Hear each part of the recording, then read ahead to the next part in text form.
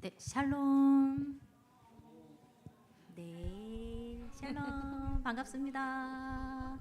네, 잠깐 놀이공원 갔다 올까요? 반갑습니다. 네, 네, 해피 설날.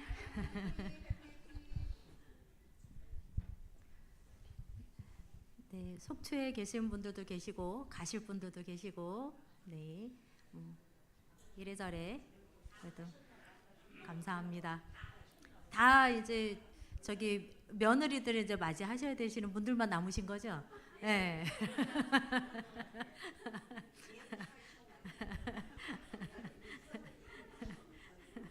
네. 그렇죠. 다 시어머니들만 진짜 앉아 계신 거죠, 지금 다. 아유. 아, 며느리들 거들으실 분들만 앉아 계신다고. 아유, 저도 얼마 안 남은 것 같아요. 축하합니다. 아직 애인이 있는 건 아니에요. 애인이 있는 건 아닌데.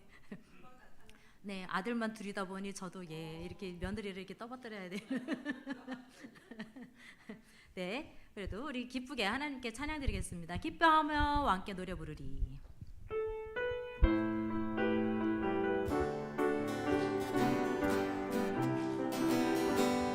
기뻐하며 함께 노래 부르리 소리 높여 할렐루야 부르리 주님 앞에 나와 찬양 드리며 우리 주님과 함께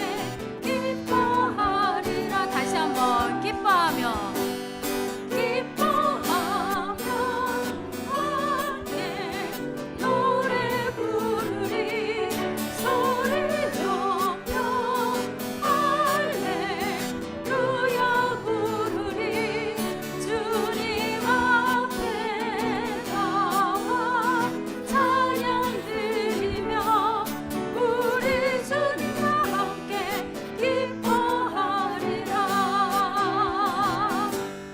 나의 창조자 나의 구원자 가장 귀한 나의 예수님 찬양합니다. 나의 치료자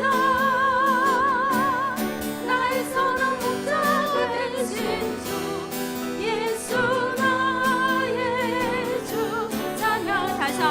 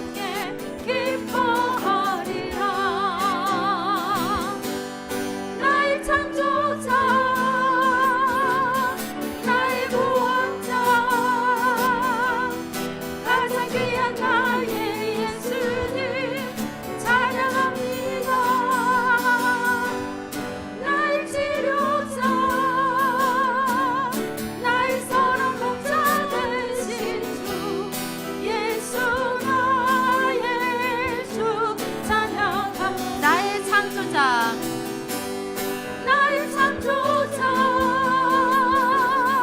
나의 구원자 가장 귀한 나의 예수님 찬양합니다. 나의 치료자 나의 선한 목자 되신 주 예수 나의 주 찬양하 예수 나의 주 찬양하리. 예수 나의 주 찬양하리.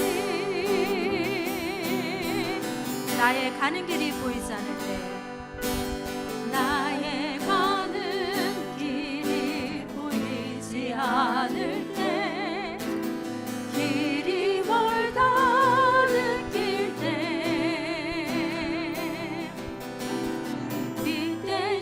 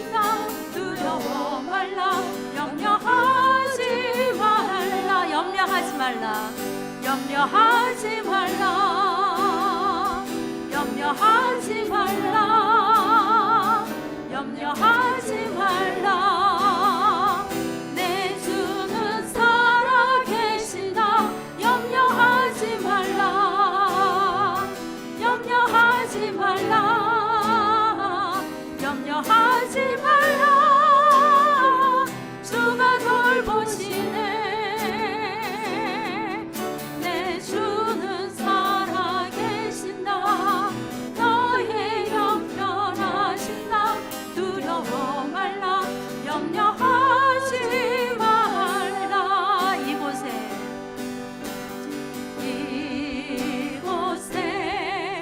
생명샘 솟아나 눈물 꼴짝 지나갈 때에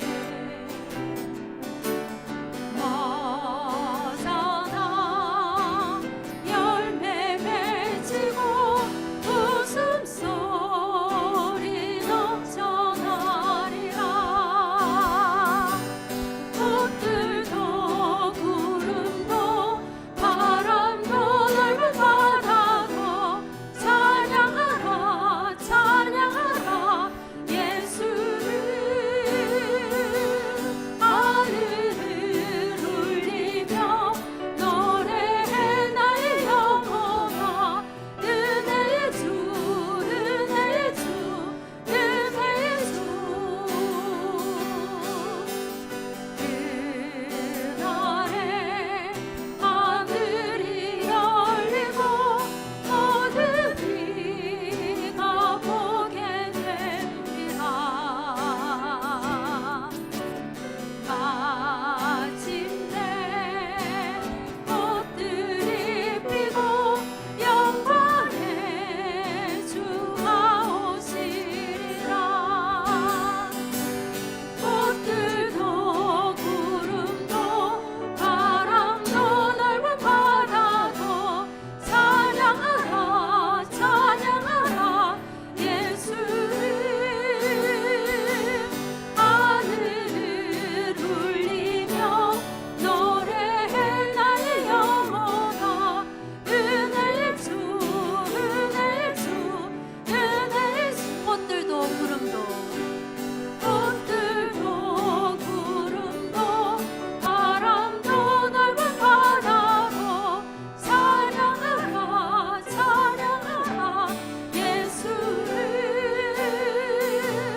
하늘을 울리며 노래해 나의 영혼아 은혜의 주 은혜의 주 꽃들도 구름도 꽃들도 구름도 바람도 넓은 바다도 찬양하라 찬양하라 예수를 하늘을 울리며 노래해 나의 영혼아 은혜의 주 은혜의 주 은혜의 주 이 시간 예배를 위해 묵상하시며 나아가겠습니다.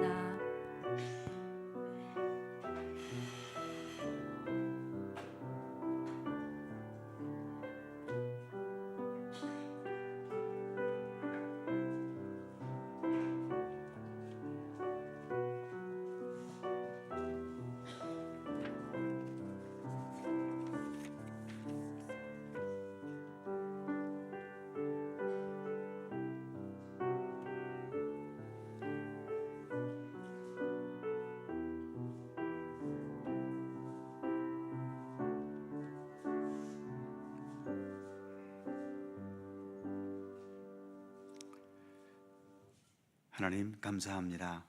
오늘도 허락하신 복된 주일, 주의 은총 가운데 주일 예배와 더불어 이 오후 시간도 또 함께 모여 주의 말씀 앞에 서며 찬미하며 또 기도 가운데 주님을 향해 나아갈 수 있도록 이끌어 주심을 감사드립니다. 명절 기간이지만 또 주님을 향한 예배를 사모하는 마음으로 오늘도 이 오후 시간까지 예배의 자리를 지키오니 주께서 친히 우리 가운데 임재하시고 오늘도 생명의 말씀으로 함께 하시며 부활의 복음으로 또 생명의 능력으로 우리 가운데 늘 동행하여 주옵소서. 감사드리며 예수님의 이름으로 기도드립니다. 아멘. 찬송 한 곡 더 하죠. 165장 부활 찬송이죠. 함께 찬송하시고 언금복 권사님 기도해 주시겠습니다.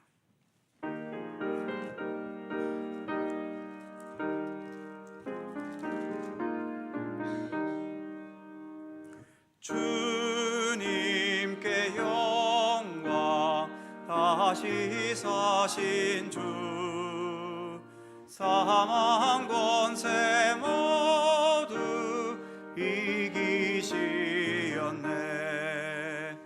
흰 옷 입은 천사 돌을 옮겼고, 누우셨던 곳은 비어 있었네. 주님께 영광, 다시 사신 주, 사망 권세 모두 이기시었네. 부활의 주님 나타나시사 두려움과 의심 물리치셨네. 주의 교회 기뻐 찬송하여라. 다시 사신 주님 죽음 이겼네. 주님께 영광, 다시 사신 주, 사망 권세 모두 이기시었네. 생명의 임금, 영광의 주님, 주님 없는 삶은 헛될 뿐이라. 주의 사랑으로 세상 이기고 요단 건너 본향 가게 하소서. 주님께 영광, 다시 사신 주, 사망 권세 모두 이기시었네.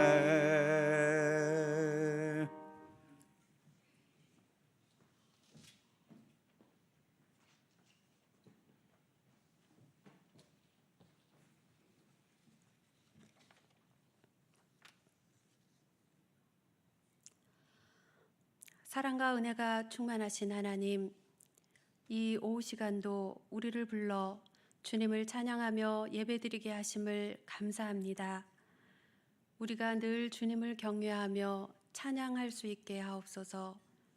사랑의 주님, 우리 안에 성령님의 역사하심에 순종하면 주님 기뻐하시는 삶을 살아갈 수 있다는 것을 머리로는 알고 있으나 주님의 인도하심에 순종하지 않고 우리의 이익과 육심대로 삶을 살았음을 고백합니다.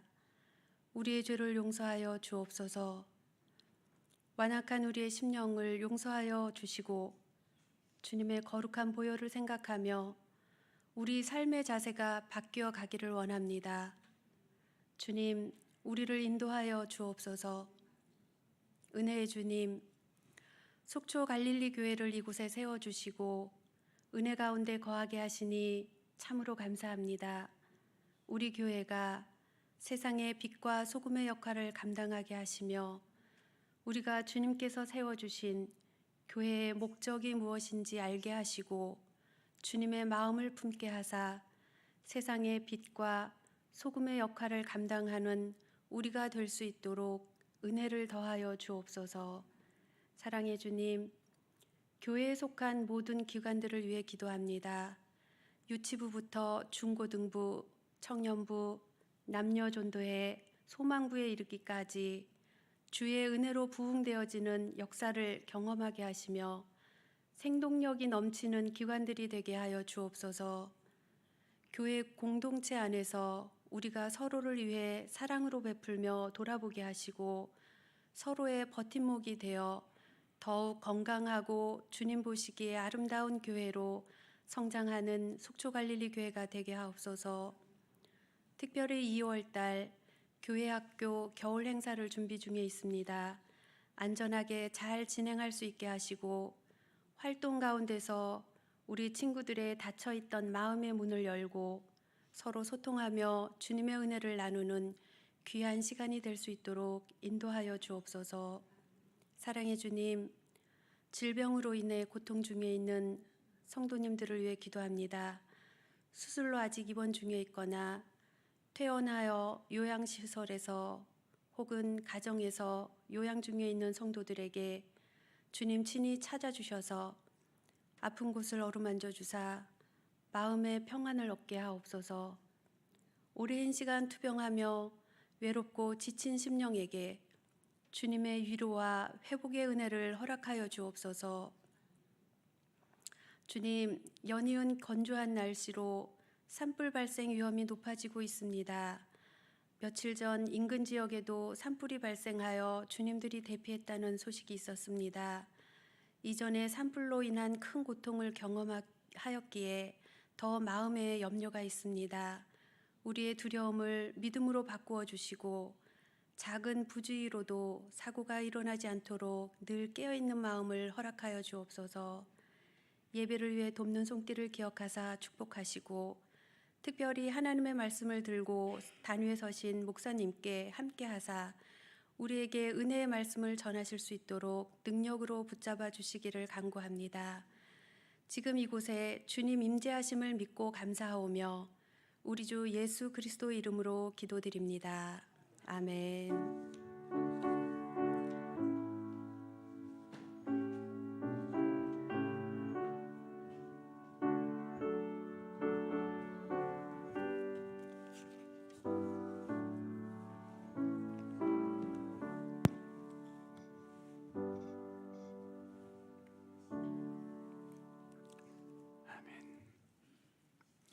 성경 말씀 함께 보지요. 마태복음 마지막 장 28장입니다. 마태복음 28장 1절에서 10절까지의 말씀입니다.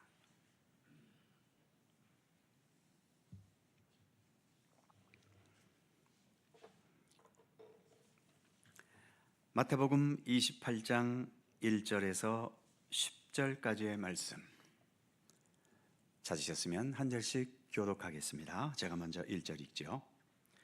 안식일이 다 지나가고 안식 후 첫날이 되려는 새벽에 막달라 마리아와 다른 마리아가 무덤을 보려고 갔더니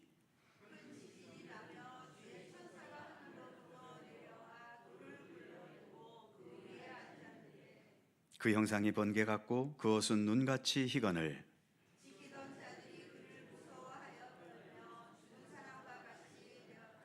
천사가 여자들에게 말하여 이르되 너희는 무서워하지 말라. 십자가에서 못 박히신 예수를 너희가 찾는 줄을 내가 아노라.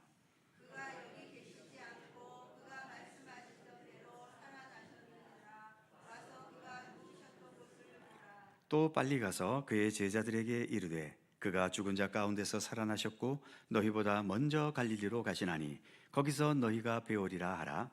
보라, 내가 너희에게 일렀느니라 하거늘.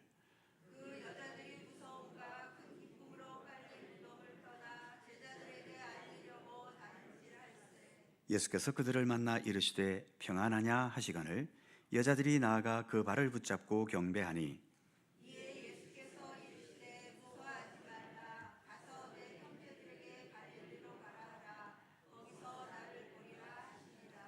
아멘. 오늘도 이 말씀 속에서 주님의 크신 은혜가 함께 하실 것을 믿습니다. 마태복음 129번째입니다. 28장까지 다 끝나면 한 132회. 어디 가서 132회짜리 성경 공부 코스가 있냐고 물어보면 아마 별로 없을 겁니다. 질기게 끌고 오는 저도 대단하지만 이 질기게 끌고 가는 것을 끝까지 따라오는 여러분들도 더 대단하신 분들입니다. 아무튼 이제 특히 26장, 27장 예수님께서 고난당하시는 그 길고 긴 고난의 장을 이제 지나가고 드디어 죽음의 권세를 극복하신 부활의 장에 이르렀지요. 모든 복음서가 그런데 고난을 겪은 것에 대해서는 대단히 내용이 많은데 부활하신 장면에 대해서는 그렇게 많지를 않습니다. 요한복음 정도가 요한복음 21장에 부활 이후의 이야기를 몇 가지 좀 자세하게 이야기하고 있을 뿐이고 대부분의 복음서는 예수님 고난당하신 장면은 굉장히 길게 묘사하고 서술하고 있는데 부활에 대해서는 대체로 간단하게 그렇게 넘어가지요. 그러는 이유 가운데 하나는 예수님의 고난은 우리도 겪는 고난입니다. 물론 예수님의 고난의 질과 우리가 겪는 고난의 질은 질적으로 차이가 있긴 하겠습니다만 그래도 고난을 통해서 우리가 겪는 이런저런 잡다한 여러 고난들을 통해서 주님의 고난에 어느 정도 한 발짝이라도 그렇게 들여놓을 수는 있지요. 그렇기 때문에 좀 더 자세하게 주님의 고난과 또 우리가 살아가면서 겪는 여러 가지의 고난들을 비교해 주려는 그런 배려가 있기도 하겠지요. 반면 부활, 이건 우리가 흉내낼 수 있습니까? 우리는 흉내도 못 냅니다. 일단 우린 죽었다 하면 끝이기 때문에 거기에서 별짓을 다 해도 우리는 부활의 부자도 다가갈 수가 없지요. 그러니까 아무리 예수님의 부활에 대해서 많은 것들을 묘사해놔도 그것은 예수님의 원맨쇼지 우리가 어떻게 따라갈 수 없는 영역입니다. 그렇기 때문에 부활이라는 이 놀라운 생명의 역사가 있었다라고 하는 사실들을 명확하게 선포를 해놓고 그 외에는 그것에 대해서 이런저런 잡다한 설명이 필요 없는 겁니다. 예수님은 죽음의 권세를 이기신 부활의 예수님입니다. 이 한마디만 갖고도 얼마든지 부활하신 예수님을 이 땅에 선포하는 데에는 전혀 부족함이 없기 때문에 부활에 대해서 그렇게 긴 이야기를 하고 있지 않은 거죠. 지금 이 마태복음 28장도 바로 앞부분인 27장은 예수님의 고난의 장면을 66개의 절에 이르기까지 길게 이야기했는데 부활이 담긴 28장은 딱 20절로 끝납니다. 그만큼 부활은 간단하게 되어 있다라고 하는 거지요. 자, 오늘도 주어진 본문, 오늘은 좀 내용이 많은데 시간 안에 다 끝나면 다행이고 안 되면 중간에 그냥 멈추고 그렇게 하겠습니다. 자, 먼저 1절부터 시작하지요. 1절 같이 읽습니다. 시작. 안식일이 다 지나고 한식 후 첫날이 되려는 새벽에 막달라 마리아와 다른 마리아가 무덤을 보려고 갔더니, 자, 유인물을 보시면 첫 번째, 무덤을 보려고 갔다는 겁니다.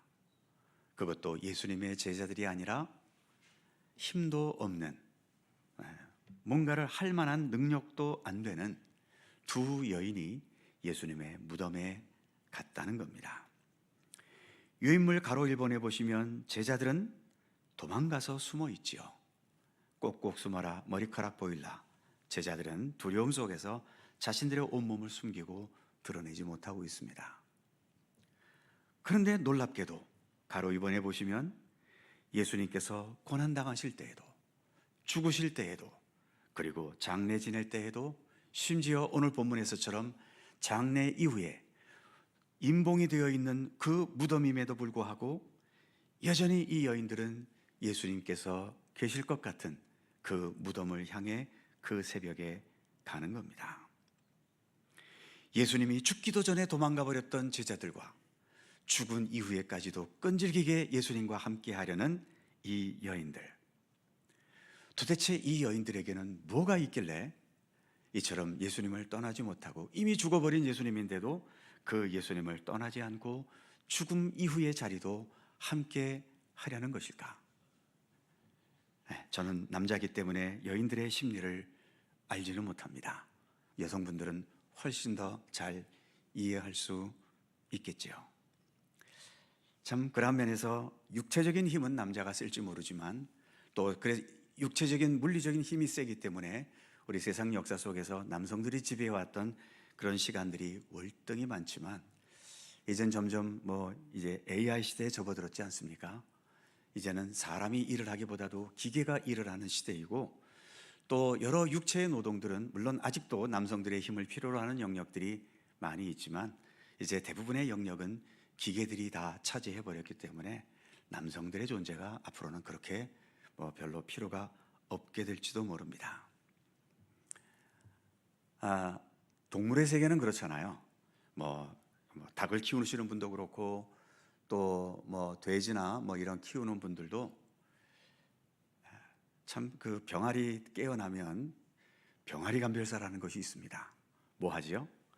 배 같은 데 이렇게 까지 집어서 이게 암놈인지 순놈인지를 구별합니다. 그런데 암놈, 순놈 구별하면 암놈은 양계장 가서 잘 먹고 잘 키우고, 순놈은 어떻게 할까요? 앞으로 크게 클 것 같은 몇 놈만 재배해놓고 불쌍하게도 그 병아리들은 할아버지 할머니들한테 시장 가서 파세요 하고 공짜로 주든지 아니면 폐기 처분을 해버립니다. 그 시장에서 이제 연세 드신 분들이 병아리 놓고서 이렇게 옛날에 많이 팔았거든요. 학교 앞에서. 그럼 또 학교 다니는 아이들은 그게 귀여워가지고 10원, 20원 주고 이 병아리를 샀던 기억도 있습니다만, 그 병아리는 다 순놈들입니다. 쓸 데가 없는 거지요. 특히 남성분들은 지금 인간으로 태어나신 것을 정말 감사하셔야 됩니다. 여러분들이 닭이나 돼지로 태어나셨으면 태어나자마자 벌써 그 자리에서 살처분해버리고 이 세상에 존재하지 않을 수 있는 거지요. 이제 앞으로 세월이 더 과학이 발전하고 사는 게 좋아지면 아마 남성들의 위치는 점점 더 떨어질 것 같고요. 그러니 웬만하시면 그저 결혼하신 분이면 부인한테 넙죽 늘 머리 숙이시고, 그죠? 그냥 죽이면 죽이고 죽이면 죽고 살리면 살리고, 그렇게 사셔야 될 날이 앞으로 얼마 남지 않았을 수도 있습니다. 자, 또 이러면 또 남성분들한테 공격받을라. 어떻게 그렇게 말씀하실 수 있습니까? 그것도 열받을 분이 계실지 모르겠는데 웃자고 하는 얘기입니다. 자, 지금 이번에 있는 것처럼 왜 예수님 죽음과 장례 이후에도 예수님을 떠나지 않고 함께 하려 하는 것일까? 이것은 이 여인들뿐만 아니라 우리 기독교 역사 속에서 늘 말씀드리는 것처럼 기독교 역사 속에는 수많은 박해의 역사들이 있습니다. 어느 시대이고 박해의 역사가 없었던 때가 없는데, 그렇게 박해를 당하면서까지 예수를 믿을 필요가 있을까? 믿지 않는 사람들에게 왜 예수 믿는 사람들은 그렇게 온갖 박해와 죽임을 당하면서까지도 믿음을 변치 않고 신앙의 길을 걸어가는지 이해를 못합니다. 그죠? 이해한다면 예수 믿는 사람들은 미쳤기 때문에, 정신이 혼란하기 때문에 그런 것이다 라고 오히려 비난하겠지요. 그러나 아무튼 우리 기독교 역사 속에는 그 엄청난 박해 속에서도 주님을 떠나지 않았던 믿음의 사람들이 있습니다. 우리나라에도 우리나라에는 기독교 복음보다도 천주교가 먼저 들어왔었지요. 그리고 또 이 나라 천주교 역사는 정말 우리 기독교보다 100년 정도 일찍 들어와서 엄청난 박해의 역사를 겪었습니다. 물론 이제 천주교와 우리 기독교는 많은 면에서 다르지만 그래도 뿌리는 또 어쨌든 하나 아닙니까? 똑같은 예수 그리스도를, 또 십자가의 보혈을 믿고 의지하는 신앙이기도 하고요. 그런데 그 박해의 역사 속에서도 믿어서 육신적으로 이득될 것은 하나도 없는데 왜 그런 시련과 고통과 아픔을 겪으면서도 믿음을 변치 않았던 걸까? 몇 가지 이유를 생각해 볼 수 있습니다. 자, 유인물 보시면 첫 번째 동그라미, 깊은 사랑과 감사의 관계 속에 있기 때문이라는 거죠. 제가 늘 강조하는 것이 기독교 신앙은 무엇을 깨닫는다? 은혜를 깨닫는 신앙이다라는 것을 입버릇처럼 말씀드리지요. 이것은 입버릇이 아니라 진짜입니다.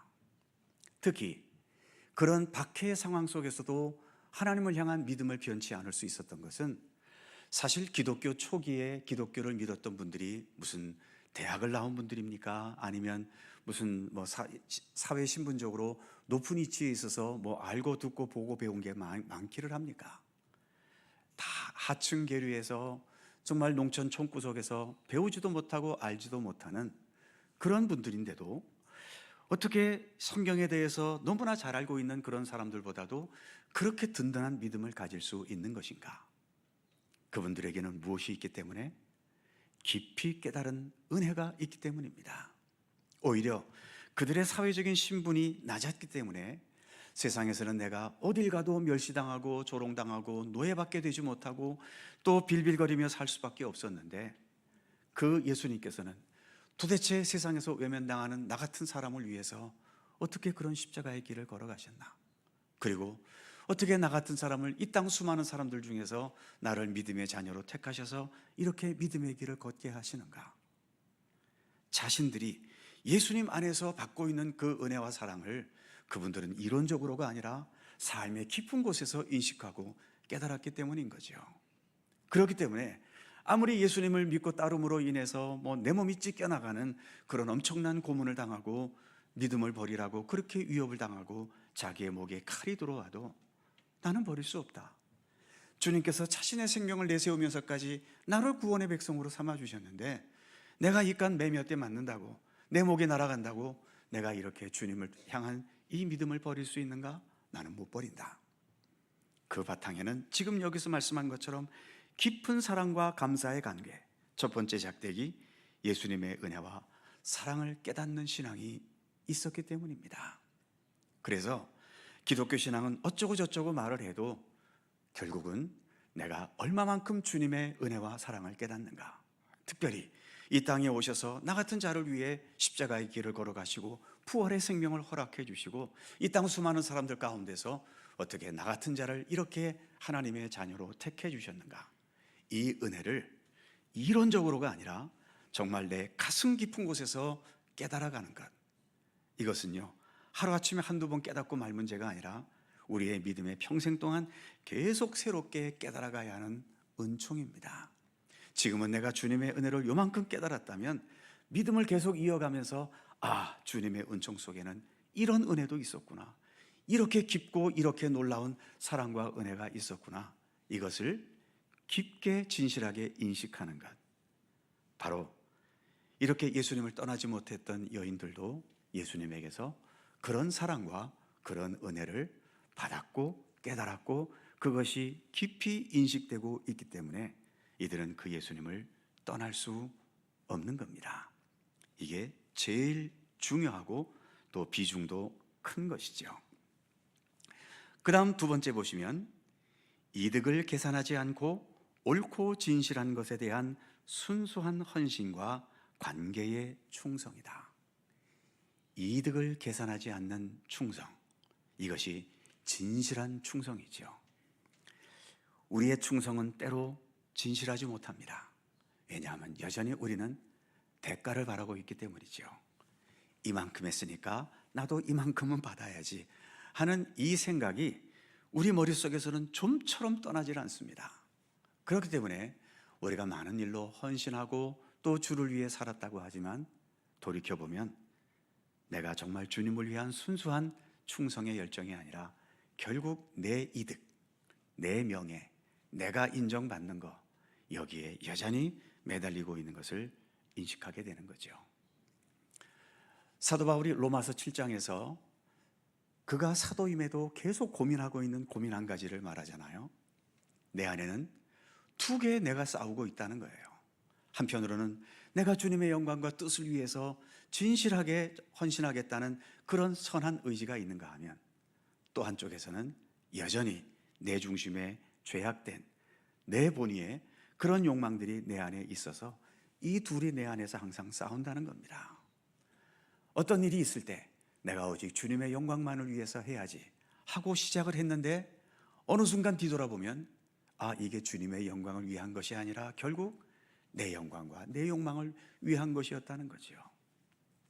처음부터 끝까지 100% 주님만을 생각하면서 그렇게 순수하게 행하고 싶은데 이 위대한 바울도 어느 순간 돌이켜보면 나에게도 여전히 나를 먼저 생각하는 그러한 모습이 있었고, 그래서 시작은 이렇게 좋게 시작했지만 결과적으로는 내 중심으로 끝나버리는 일들이 너무나 많다는 겁니다.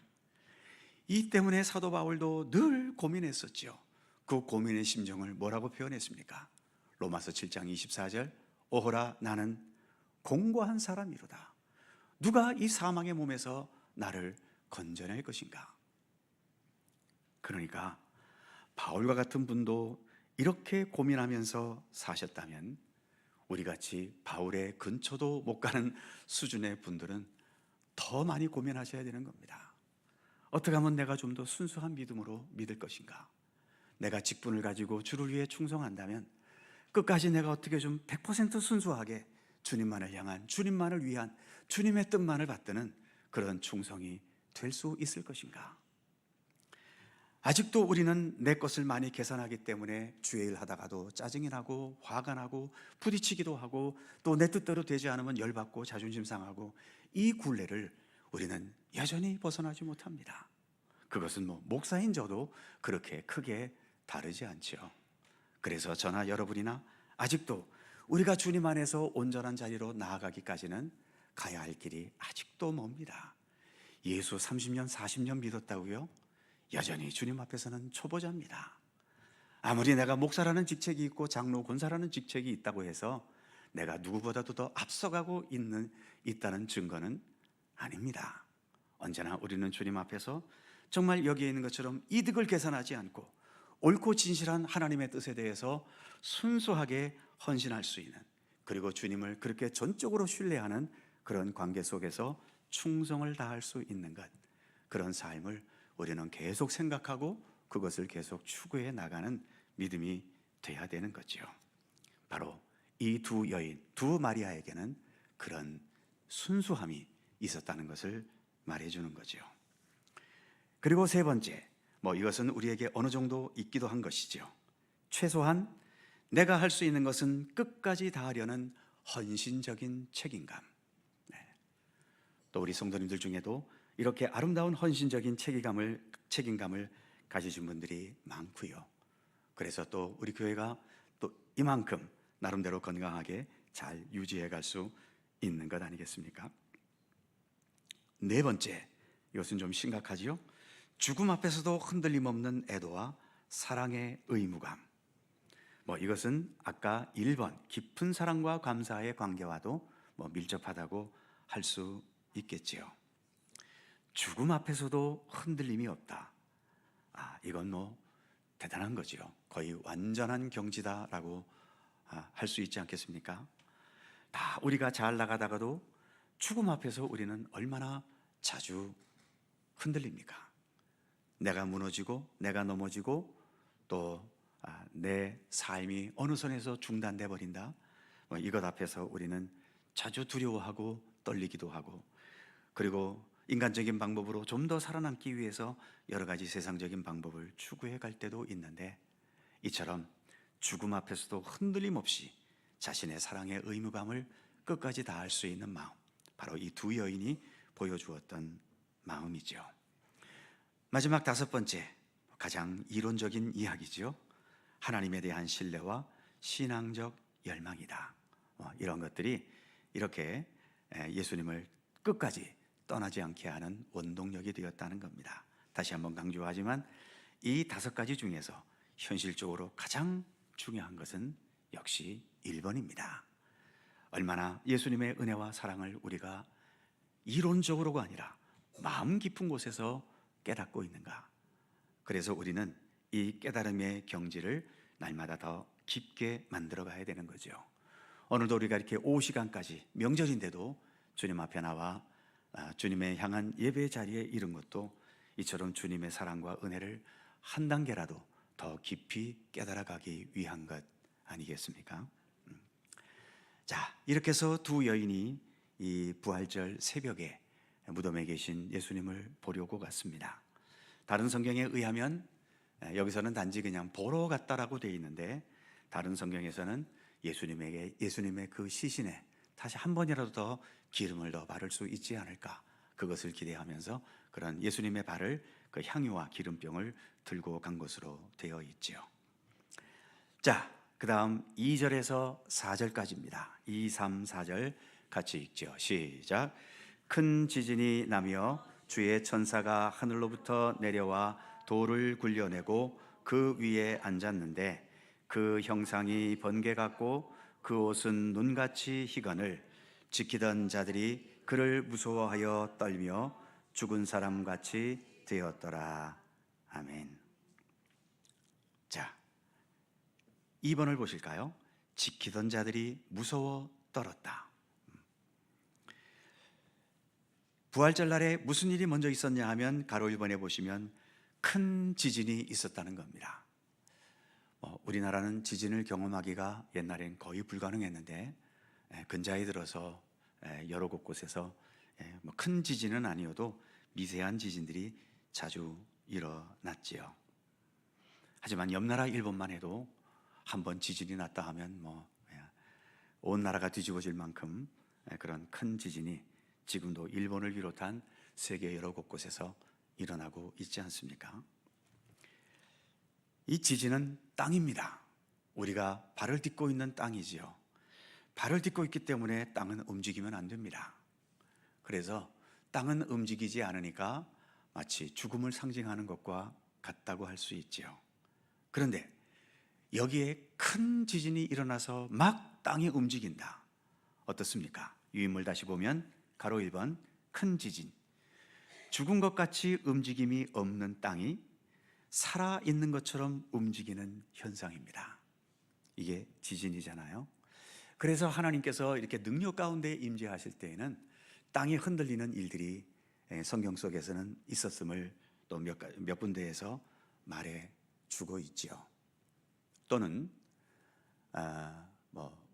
예를 들어 하나님께서 모세에게 임하실 때에 그 떨기나무 가운데 불이 붙었는데, 그런데 불은 타고 있는데 떨기나무는, 그러니까 불은 타오르고 있는데 떨기나무가, 그러면 어느 정도 시간이 지나면 떨기나무가 잿덩어리가 돼야 되잖아요. 그런데도 잿덩어리가 되지 않고 그대로 있고 거기에 불이 막 타오르고 있는 겁니다. 이제 이런 현상들이 모두가 다 죽은 것 같은, 또 실제로 죽어 있는 것인데 거기에 하나님께서 임재하심으로 생명의 역사가 나타나는 것을 상징하고 있는 거죠. 이 큰 지진도 죽은 것 같이, 그래서 정지되어 있는 땅인데 마치 거기에 생명이 있는 것처럼 땅이 흔들리고 요동하는 겁니다. 그래서 주님의 부활의 역사를 상징하기에는 아주 딱 좋은 그런 상징물이 되고 있는 거죠. 그 죽음의 자리에도 생명의 역사는 언제든지 있다는 겁니다. 세상 그 어느 것도 주님 앞에서 영원토록 죽은 것으로 만들 수는 없다는 겁니다. 세례 요한이 그런 말까지도 했었지요. 너희들 회개하라, 천국에 가까웠느니라 라고 말하면서 그 설교의 내용 중에 하나님께서는 저 굴러가는 돌들로도 아브라함의 후손이 되게 하실 수 있다라고 말씀하고 있거든요. 굴러다니는 돌들 다 죽은 존재들 아닙니까? 생명이 죽었다기보다도 생명이 한 번도 있어 본 적이 없는 존재가 돌 아닙니까? 그런데도 거기에 하나님께서 생명을 부여하셔서 그들을 아브라함의 후손으로 삼으실 수 있다는 겁니다. 그렇기 때문에 결국 죽음으로 끝나는 우리의 인생이지만 우리가 죽음이라는 그 장벽 앞에서 두려워하거나 또 거기에서 절망하지 않을 수 있는 것은 주님 앞에서는 언제나 그 어떤 것들도 생명의 역사의 도구가 될 수 있기 때문인 거죠. 얼마든지 살릴 수 있기 때문입니다. 그래서 큰 지진이 일어났고 그 다음에 가로 2번에 보시면 예수님의 무덤을 막고 있던 돌이 굴려졌는데 누가 돌을 굴렸는가? 바로 천사들이 굴렸다는 것입니다. 그 돌을 막아놓고 거기에 임봉했다는 것은 이 죽음은 영원한 죽음이라는 선언이지요. 하지만 그 누구가 하나님의 손길 앞에 영원한 죽음을 선언하겠느냐는 거죠. 얼마든지 주님은 그 임봉을 뜯어내시고 막혔던 돌문을 여시면서 부활하신 예수님을 거기에서 또 나오게 하셨던 거죠. 그래서 죽음의 힘을 압도하는 생명의 능력이다. 그 어느 것도 하나님의 생명의 능력 앞에서 영원토록 죽을 수 있는 것은 없다는 거죠. 그래서 우리는 희망이 되는 겁니다. 반면 그 다음 3번에 보시면 죽은 예수님은 부활하시고 죽음이 계속되도록 지키고 있던 병사들은 죽은 사람과 같이 되었다. 아까 4절에 의하면 지키던 자들이 그를 무서워하며 죽은 사람 같이 되었더라 라고 4절에서 말하고 있지 않습니까? 그러니까 죽었던 예수님은 살아나셨고 그 죽음을 지키겠다고 펄펄 살아있던 병사들은 오히려 죽은 자와 같이 되었다는 거죠. 이 대역전극, 바로 주님 앞에, 주님의 부활의 역사 앞에서, 생명의 역사 앞에서는 이런 역전극이 일어나게 된다는 거죠. 그러니 내가 나이 들어 죽게 되었던, 아니면 사고를 당해 죽었던, 병들어서 내가 죽게 되었던, 참 죽음이라는 것은 우리 입장에서는 참 슬프고 또 두려운 것이 분명하지만, 그러나 이 두려움과 죽음의 터널을 뛰어넘어 우리에게 그 어떤 것이든 영원토록 되지 못하게 다시 우리에게 생명을 부여하시는 이 생명의 역사, 우리는 주님의 이러한 생명의 역사를 믿고 신뢰해야 하는 거죠. 그래서 그 밑에 동그라미 보시면 참 생명 앞에 나타나는 역사가 있고요, 반면 육의 생명에만 집착하는 자들은 진정한 생명의 능력을 보면 오히려 두려워하게 됩니다. 제가 농담 삼아서 늘 말씀드리지만 우리가 예수 믿는 이유의 궁극적인 이유는 예수 믿고 천당 가는 거 아닙니까? 그러나 천당은 가는 것도 중요하지만 천당 가서 어떻게 사느냐가 더 중요하다고 말씀을 드렸죠. 천당도 우리가 적응하지 못하면 아무리 천당이라도 나에게는 지옥입니다. 몇 차례 말씀드렸죠. 진짜인지 가짜인지는 모르겠지만 원리가 그렇다는 겁니다. 천국에는 밥을 먹어도 이 세상에서는 팔이 안으로 굽기 때문에 내가 내 밥을 먹을 수 있는데 천국에서는 팔이 굽어지지를 않는다고 그러죠. 그러니 밥을 먹으려면 어떻게 해야 됩니까? 내가 내 밥을 먹으려면 별짓을 다 해도 못 먹어요. 오직 한 가지 방법, 어떻게 해야 되죠? 적어도 두 사람이 함께 있으면서 내가 너를 먼저 먹여주면 저 사람이 나를 그 다음에 먹여주고, 그러면서 천국은 그렇게 먹고 사는 곳이랍니다. 그러니 이 세상에서 내 것만 챙기고 내 것만 위하고 내 것만에 모든 것이 집착하고 있다가 갑자기 천국에 딱 가서 거기서는 내 게 없어, 다 네 게 먼저야. 이런데 그 천국 생활 적응하시겠어요? 어떤 사람에게는 그 천국이 오히려 지옥일 수도 있는 거지요. 그러니까 천국에서 우리가 제대로 살려면 이 땅에서 천국의 삶을 조금이라도 제대로 연습할 수 있어야 되는 거죠. 그래야 천국이라는 문화가 갑자기 우리 앞에 다가와도 그 환경을 적응해 갈 수 있는 것 아니겠습니까? 마찬가지로 육의 생명에만 집착하는 사람들, 내가 어떻게 하면 좀 더 장수할까? 어떻게 하면 좀 더 행복하게 살까? 어떻게 하면 좀 내 뜻을 이루며 살까? 어떻게 하면 내 욕망대로 살까? 이렇게 살다가 정말 오늘 부활하신 예수님이 참된 생명을 가지고 우리 앞에 나타났을 때 그런 사람들의 눈에 예수님의 부활은 더 이상 영광과 기쁨이 아니라 두려움과 공포가 되어버리는 겁니다. 바로 오늘 이 병사들의 이 모습이 그것을 말해주고 있다는 거죠. 자, 그렇게 해서 이제 무덤 문은 열렸고 예수님은 보이지 않게 되었습니다. 그 다음으로 넘어가죠. 5절과 6절입니다. 5절 6절 같이 읽죠. 시작. 천사가 여자들에게 말하여 이르되 너희는 무서워하지 말라. 십자가에 못 박히신 예수를 너희가 찾는 줄을 내가 아노라. 그가 여기 계시지 않고 그가 말씀하시던 대로 살아나셨느니라.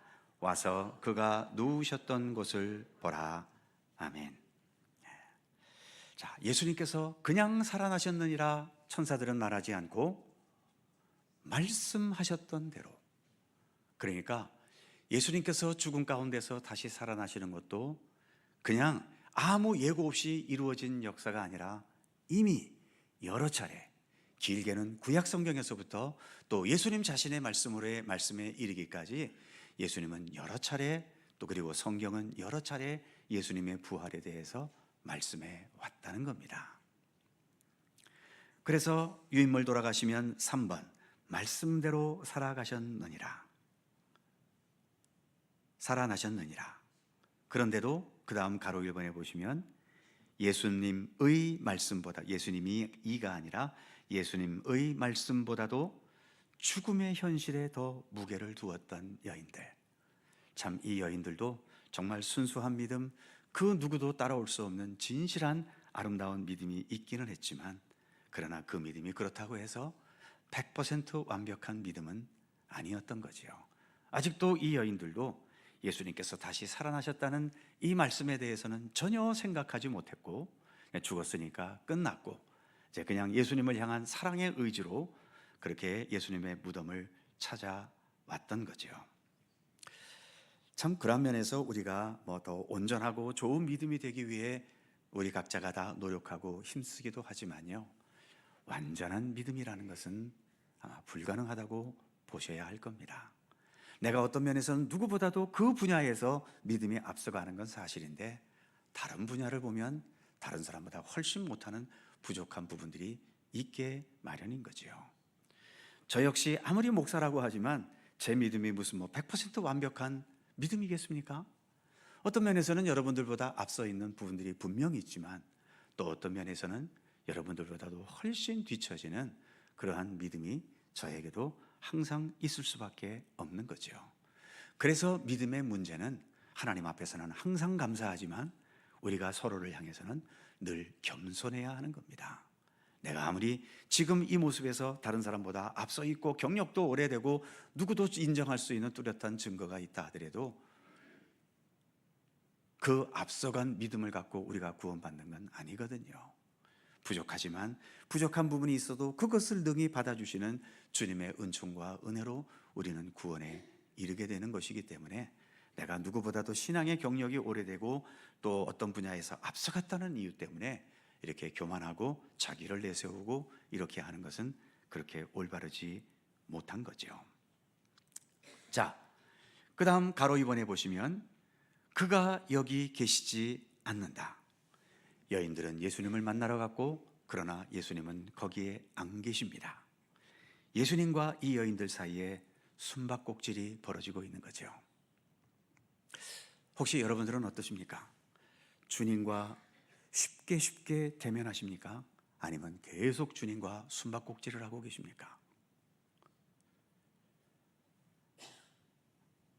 별 반응이 없으신 거 보니까 할 때도 있고 안 할 때도 있고 뭐 그러신가 보죠. 저는 목사인데도 숨바꼭질 할 때가 월등히 많습니다. 제가 뭐가 힘든 거 있고 뭐 부족한 게 있고 모르는 게 있고 그래서 주님께 물어보고 주님의 도우심을 간구해도 주님께서 즉각적으로 도우시는 경우는 거의 없어요. 여기 계신가 찾아보면 안 계시고, 여기 계신가 보면 또 거기도 안 계시고, 그래서 혼자 또 한숨 푹 쉬다가 에휴 또 어떻게 뭐 되겠지, 뭐 주님 도우시겠지 하고 그렇게 지나가는데, 또 그러다가 대부분의 것은 시간이 어느 정도 지나가서 뒤를 돌아다 보면은 거기서 주님과 숨바꼭질한 것 같았는데, 나는 주님을 못 봤지만 주님은 여전히 나를 지켜보시면서 나와 함께 하셨던 그런 증거들을 시간이 지난 후에야 우리는 주로 보게 되는 거죠. 우리가 완벽한 믿음의 사람들이 아니기 때문에 날마다 주님과 대면하면서 주님과 토의하고 대화하고 그러면서 문제를 풀어가시면 정말 좋은 것이고요. 그러나 이렇게 순수한 믿음을 가진 이 여인들도 예수님과 숨바꼭질을 할 때가 있다는 겁니다. 아마 우리의 믿음의 많은 부분들도 여전히 숨바꼭질을 할 겁니다. 그렇다고 해서 아이씨 예수님 찾기 귀찮아 안 찾을래 그러고 포기해버릴까요? 포기하면 그냥 끝납니다. 숨바꼭질을 해도 우리는 끝까지 주님을 찾으려 해야 되는 거예요. 왜냐하면 주님을 찾는 것밖에는 다른 길이 없기 때문에. 내가 여러 가지 중에 하나의 길과 진리와 생명이다 그렇게 말씀하셨으면 예수님 찾다가 안 되면 다른 데 가도 돼요. 다른 데도 있으니까. 그런데 예수님은 내가 곧 길이요 진리요 생명이다. 곧이라는 게 뭡니까? 유일하다는 것 아닙니까? 그러기에 예수님을 찾다가 찾지 못했다고 해서 포기해버리면 이젠 더 이상 길이 없는 거예요. 그렇기 때문에 찾을 때까지 우리는 계속 주님을 찾으려는 노력을 기울여 가야 되는 거죠. 이 여인들도 무덤에 왔더니 예수님이 없어. 에이씨 없네 하고서 그냥 돌아가 버립니까? 이러면 그냥 예수님의 부활의 이야기는 여기서 끝나는 거죠. 그러나 부활의 이야기가 계속 이어질 수 있는 것은 이 여인들은 그럼에도 끝까지 예수님을 찾아다녔기 때문이지요. 여러분들이 잘 아는 말씀이 있지 않습니까? 마태복음 7장 7절, 구하라 주실 것이요, 찾으라 찾을 것이요, 문을 두드리라 그러면 열릴 것이다. 왜 똑같은 말씀을 3번이나 하셨을까요? 표현만 달리해서. 한 번 하다가 포기하는 사람들이 너무 많기 때문에, 그래서 구하라, 구해도 안 되면 찾아라, 찾아도 안 되면 어디라도 가서 문이라도 두들겨라. 예수님이 말씀 안 하셨지만 문을 두드리다가도 안 되면 그 다음엔 어떻게 될까요? 문을 부셔버리기라도 해야지요. 뭐 어떤 방법을 통해서든 주님을 찾으려는 이 열정을, 이 열심을, 그 믿음의 의지를 우리는 포기해서는 안 된다는 겁니다. 자, 그래서 그 밑에 예수님과의 숨바꼭질 몇 가지를 예시해 놨지요. 동그라미 1번, 예수님의 탄생을 보려면 왕궁에 가야 하는가, 마국간에 가야 하는가? 어딜 가야 됩니까? 마국간에 가야지요. 아무리 예루살렘 왕궁을 찾아가도 거기에 아기 예수님의 탄생의 역사는 없습니다. 두 번째, 예수님의 성장 과정을 보려면 예루살렘 인류학교인가, 아니면 갈릴리 나사렛 촌동네인가? 네, 그렇죠. 예루살렘 인류학교를 찾아가 봐도 거기엔 예수님이 안 계십니다. 갈릴리 나사렛이라는 지극히 촌동네에 있는 작은 회당, 거기에 예수님의 어린 시절이 있었지요. 그 다음 3번, 예수님의 공생의 사역을 보려면 예루살렘 상류계층인가, 변방 갈릴리 낮은 곳인가? 어디입니까? 그렇죠. 예수님의 공생의 사역을 보고 싶다면 아무리 서울 대도시, 강남 한복판 모든 사람들이 가고 싶어하는 그곳에 가봐야 거기는 예수님이 없습니다. 예수님은 갈릴리 변방 지역, 낮고 천한 곳에 그들과 함께 계시지요. 네 번째, 오늘 본문이죠. 부활하신 예수님을 보려면 무덤인가, 아니면 미리 말씀하셨던 갈릴리인가? 어디입니까? 그렇죠. 내가 너희보다 먼저 갈릴리로 가리라. 예수님은 그렇게까지도 말씀하셨거든요. 그러니 부활하신 예수님, 아무리 무덤가에 가서 뒤져봐도 빈 무덤만 있을 뿐이지 부활하신 예수님은 없습니다. 다섯 번째, 이게 제일 중요한 질문이겠죠. 지금 이 시대에도 예수님은 어디에 계실까? 이것은 우리가 찾아야 할 과제입니다. 제가 여러분들에게 알려드릴 수도 없고요. 저에게는 저의 하나님이 계시지만 여러분들에게는 여러분들의 하나님 예수님이 계시지 않습니까? 제가 할 수 있는 것은 성경 속에 예수님이 이런 분이셨다라고 하는 것을 말씀드릴 뿐이고, 내 일상적인 삶에서 예수님을 어디에서 만날 것인가는 여러분들이 각자 선택하시고 고민하시면서 선택하시고 또 결단하셔야 될 문제인 것이죠. 자, 예수님은 부활하셨지만 오늘 본문상으로는 아직도 이 여인들은 부활하신 예수님을 만나지는 못했습니다. 우리 역시 그럴 수도 있지요. 내가 예수를 30년, 40년 믿어왔어도 주님에 대해서 어느 정도는 알고 있지만, 주님이 정말 어떤 분이신가, 정말 내가 실감나게 주님을 만나보고 싶고 경험해보고 싶다. 아무리 목마르게 기다려왔어도 아직도 제대로 주님을 만나지 못하셨을 수도 있습니다. 그러나 중요한 것은 만나지 못했다고 해서 예수님이 안 계신 게 아니고, 내가 만나지 못했다고 해서 예수님께서 나에 대해 관심을 끊고 계신 게 아닙니다. 여전히 우리는 주님을 신뢰하고 믿고 의지하면서 주님을 향해 나아가는 이 믿음의 길을 계속 최선을 다해 걸어 나가야 되는 거죠. 이 믿음의 길을 끝까지 잘 걸어가실 수 있기를 바랍니다. 기도하겠습니다.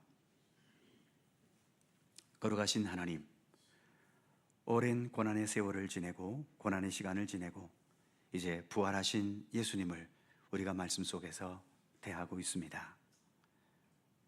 어떻게든 사람들은 예수님을 죽였고 그 예수님이 다시 살아나지 못하기 위해, 혹시 다시 살아났어도 세상에 나오지 못하게 하기 위해 무덤에 집어넣고 또 돌을 임봉하고 거기에 로마 군사까지 지켜가면서 철저하게 예수님의 부활을 막고 있었지만, 과연 이 세상 어느 것이 우리 생명의 하나님의 역사를 막을 수 있었겠습니까? 주님은 그 모든 것들을 뒤로하고 부활하셨고, 그래서 그 무덤은 빈 무덤이 되고 만 것임을 오늘 말씀을 통해 우리가 함께 살펴보았습니다. 우리는 주님처럼 그런 부활의 역사를 나타낼 능력은 없는 자들이지만, 그러나 주님, 부활의 주님을 만나고 붙들기는 해야 하지 않겠습니까? 오늘 이 두 여인들이 비록 아직 예수님을 만나지 못했어도 그 예수님과 함께하기 위해 기울였던 모든 노력들을, 또 신앙의 행위들을 우리가 잘 살펴보게 해 주시고, 그래서 우리들도 최선을 다하여 주님을 찾고 주님과 함께 동행해가는 진실한 믿음의 길을 끝까지 걸어갈 수 있도록 우리 가운데 굳건한 믿음의 의지를 더하여 주시기를 원하옵고 기도합니다. 오늘도 복된 주일 오후 시간까지 함께해 주셔서 감사합니다. 우리에게 허락하신 설 명절 모두에게 기쁨과 평강과 또 온 가족들끼리 사랑과 우애가 함께 있는 아름다운 명절이 되게 하여 주시옵소서. 홀로 계신 분들에게는 더 주님의 크신 위로와 평강과 사랑으로 동행하여 주시옵소서. 한 주간 주님께서 사랑과 은혜로 우리를 지키시기를 원하옵고 예수님의 이름으로 기도하옵나이다. 아멘. 자, 서로 살펴보시면서 사랑 인사 함께 나누시고요. 명절 잘 보내시고, 또 어쨌든 음력설이니까 새해 복 많이 받으시고요. 자세한 교회 소식은 주보를 참조하시기 바랍니다.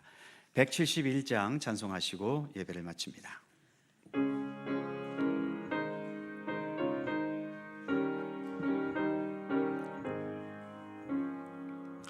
하나님의 독생자 예수 날 위하여 오시었네. 내 모든 죄 사시려고 십자가 지셨으나 다시 사셨네. 살아계신 주 나의 참된 소망 두려움이 사라지네. 사랑의 주내 갈 길 인도하니 내 모든 삶의 기쁨 늘 충만하네. 주 안에서 거듭난 우리 기뻐하며 찬양하리. 가슴 속에 넘치는 확신 우리의 가는 길에 소망 넘치네. 살아계신 주 나의 참된 소망 두려움이 사라지네. 사랑의 주내 갈 길 인도하니 내 모든 삶의 기쁨 늘 충만하네. 선한 싸움 다 마친 후에 우리 주님 배우리라. 사망 권세 다 물리치고 주님이 다스리니 영광 넘치네. 살아계신 주 나의 참된 소망 두려움이 사라지네. 사랑의 주내 갈 길 인도하니 내 모든 삶의 기쁨 늘 충만하네.